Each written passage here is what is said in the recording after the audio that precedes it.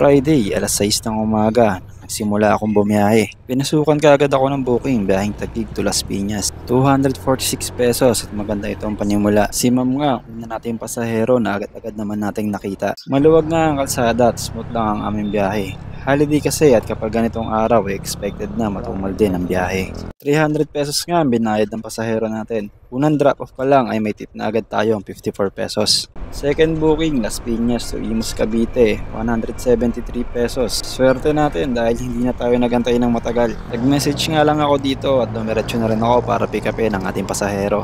BF Homes nga ang pangalawang pick up natin. 3 kilometers away nga ang pick up.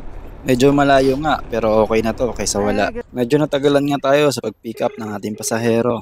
Nakailang tawag na nga ako ngunit wala pa rin sumasagot. Pagkalipas nga ng 10 minuto ay nakalabas na rin ang aking pasahero. Natagalan nga daw siya lumabas dahil umiiyak ang kanyang anak. Kahit nga maluwag ang kalsada ay tamang chill lang tayo sa pagdadrive. Smooth na smooth lang din nga ang biyahe. Dito nga lang daw siya sa may eskwelahan. Pagka drop off nga ay nagbigay naman si ma'am ng 200 pesos. May 27 pesos na naman tayong tip. Pagkalipas nga ng dalawang booking ay dito na tayo nakaramdam na sobrang tumal.